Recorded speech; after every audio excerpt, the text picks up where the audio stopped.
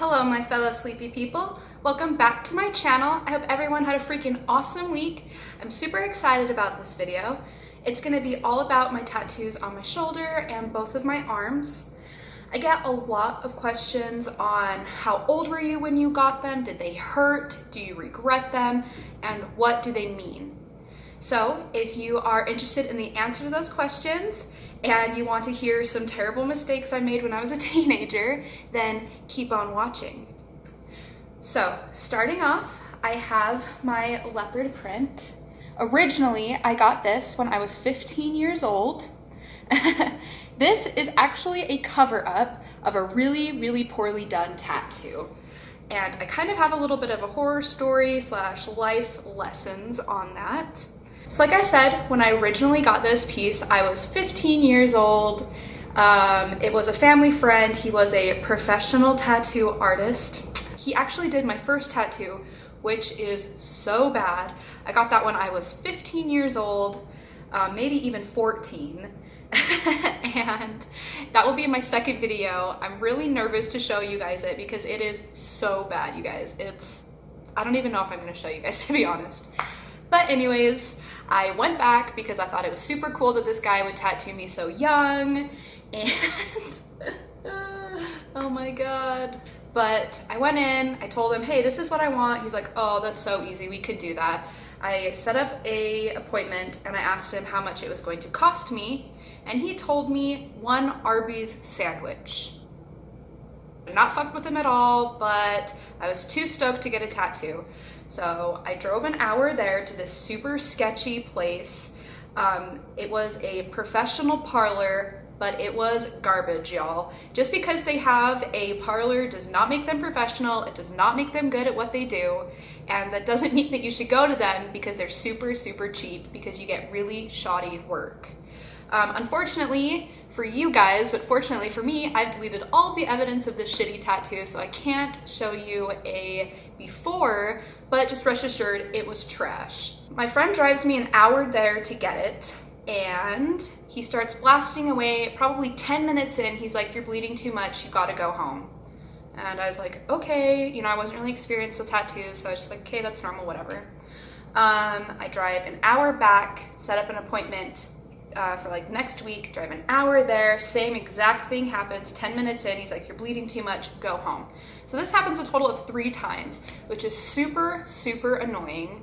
On the third appointment, he finally does the color. I tell him that I want yellows, oranges, browns. He hits me up with something called bamboo green. He tells me once it settles into my skin, it's gonna turn a really nice yellow brown. I don't know what the hell this guy was thinking because it turned bamboo green. I hated it. I didn't say anything. I was too reserved to say anything. I was just like, thank you very much. I'm out of here, bye. Needless to say, that was the last tattoo I got from this gentleman. I went to school wearing all my shirts like this. Hi, how are ya? 15 years old, sick ass tat, thought I was the coolest. I had people come up to me quite frequently asking, is that real? And I was like, damn, they must think it's so good that they think it's fake, which was not the case. I had quite a few people say, is that a crayon? And that's when I knew it was really bad. I needed to do something to cover this up because the ink was really splotchy looking. It looked like wax, like when you color really hard with a crayon and it leaves that waxy residue. That's what it looked like. I was really self-conscious about it. I hated it. I finally found a tattoo artist. I went, I put my down payment down, met with the guy. The consultation went great. He was booked out for a few months, so I had to wait again. But at that point, what is a couple months? So I remember the tattoo hurting really bad. So I would say, I don't know, I was 14 at the time, so my pain tolerance could be different, but I wanted to say up by my neck, it was like a 7 or 8 pain. So I was like, I know what I'm gonna do. I'm gonna get drunk on the way there and drink during my tattoo. Y'all, do not do this. Do not drink anything that is going to thin your blood. Do not take aspirin. Do not take any type of painkiller because it's just hurting you and hurting your tattoo artist in the long run. So my dumbass filled up a Gatorade bottle with vodka and a little bit of Gatorade. I drove there and I would be taking bathroom breaks where I would just go and chug this Gatorade, and I wasn't drunk. At least I don't remember being super drunk, so maybe that's an indicator that I was.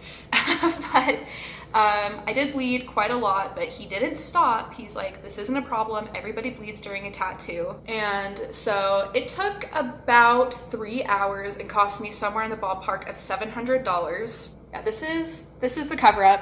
It's cool. I get asked about this one probably the most. Still really like it. I don't regret it. I regret going to someone who I went to for convenience sake and because my family knew them, and he didn't really charge me anything. Price should never ever be a factor, you guys. If you want quality, you're gonna have to pay for quality. While he was blasting away at this, in the back, he asks, did you know that the other artist drew a penis on here? No, I did not know that. I had been walking around for a couple of years with a penis on my shoulder. So thanks a lot. Thankfully I did get it fixed, and yeah, this is the finished product. So moving on down my arm, I have this death head moth. I got this from a different tattoo artist, of course. He's really great, super professional, really nice. I got this while he was apprenticing. So it was a little bit cheaper. This bad boy cost me, I believe, $50. I got that in 2013, so I was 18 or 19 at the time. And he's held up pretty well. I like him a lot. His meaning is I just like Silence of the Lambs. I liked this guy's style. So I went in, picked it out, got it done, bam. Pain, honestly, 3 out of 10. This part of my arm is not painful at all. Maybe even a 2 out of 10. Next up, I have this really pretty neo-traditional blue flower I got from the same guy. Doesn't really have any meaning either. I just picked it out of his flash sheet. Then I have this really awesome lighter that he drew up. The fire is a bunch of like little dots, which is really cool. And it's like faded into different colors right here, which is awesome. Got those the same day. Neither of them have significant meaning. Pain level, again, 3 out of 10. Maybe right here was a little tender. I'd probably mark that 5 out of 10. I don't regret those either. I love them, and I have quite a few tattoos from that artist because I just love his professionalism. His shop is clean. He's really nice, and I love his style. So I got this one. He is my little saber tooth. I got him on Halloween of 2014. Pain level, it sucked. It was not very fun at all, especially by the bone. I'm gonna rank this guy a 6 out of 10. The artist is super fast. He blasted this whole thing out in maybe 2 hours. So this is kind of like a spooky little treat to myself. No significant meaning, it's just a fun little saber guy. From the same artist, this is a dick, and I don't like calling him that, so I just call him my little deer. A lot of people say he does look like my dog, so dog, deer, dick, whatever. He's a little cutie patootie. I love him a lot. I can't really remember the price for this guy or this guy, but at the time, my artist was no longer apprenticing, so his prices has gone up a little bit, which is to be expected, completely understandable. Super love those guys, no meaning at all. One of my more meaningful tattoos, my more personal tattoo, is this one. It is an old barber razor with the saying "forgiver, forgetter" on it. I got it to cover up a few self-harm scars that I wasn't proud of and that I didn't want to have a constant reminder for.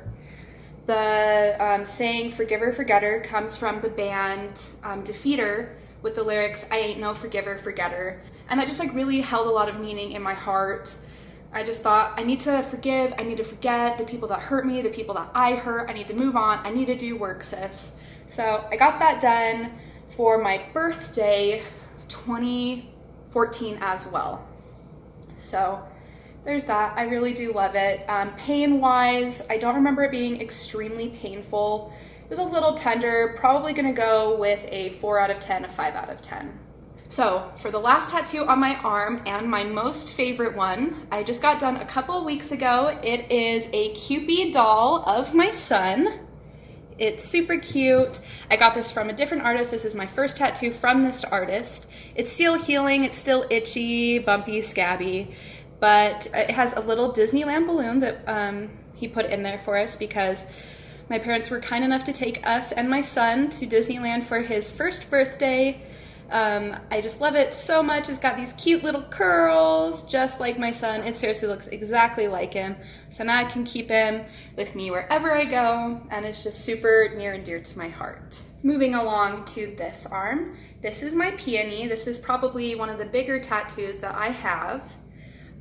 It's just black work. It is not done. I do not have plans to get it finished anytime soon because it was extremely painful. I hated it. I hated the process. It hurts so bad. This is my first tattoo that I've done that I did not get done all in one sitting. It was a special where you were supposed to go in. He had a set price and you're gonna get it all done in one session, but I did not get it done. I had some problems healing this one, so it's got some scabs. The ditch sucked. Easily a 9 out of 10 on this one, but it's still really pretty. I do not regret it. I love it a ton, but I just don't want to go back in. It's too painful for me. I'm seriously such a huge baby. So for the last tattoo on this arm, I have, if it'll focus, it says Peanut. It is in my grandpa's actual handwriting. I got this 9 years ago from a different artist than all of these, and I love it so much. I got it when my grandpa wasn't doing so well in the hospital, and I just really wanted a piece of him that I could take forever. Peanut is my nickname that he used to call me, and so I hold this one very near and dear to my heart. Of course, I don't regret it. Pain-wise, 2 out of 10. It was super quick. It probably took me like 30 minutes. Got it done. Loved it, and yeah. I don't know, I love it. The last tattoo that I'm going to show you guys in this video is small. It had a lot of meaning at the time, and it is on my finger. It's just these 2 little dots. It's probably not gonna focus, but I got it when I was married. And I got it the same day as this one because I was like, dude, I'm tapped out, I'm done. And he's like, you still have like an hour's worth. Do you want something else? And I was like, yeah, let's blast some dots on my fingers. At the time, it represented my ex-husband and I. Yikes.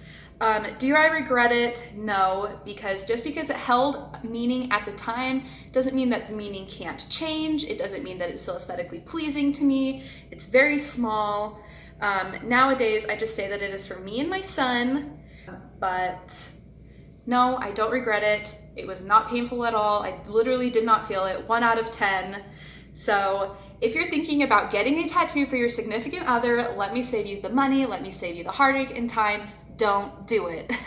The tattoo lasts, your relationship might not. So I don't know, if it's something small, whatever. Do you, boo. Do whatever you want. So this video has been super fun. If you guys like it, I will do a second video on the rest of my tattoos, including my nightmare first one that I got when I was 14 years old. I don't know if I'm gonna show it or not, y'all. Leave your comments down below if you think I should. Thanks for joining me again. Please make sure to subscribe to my YouTube channel, and you can also follow me on Instagram at alwaystired. And until next time, I hope you guys have an awesome week, and I will see you next Sunday. See ya!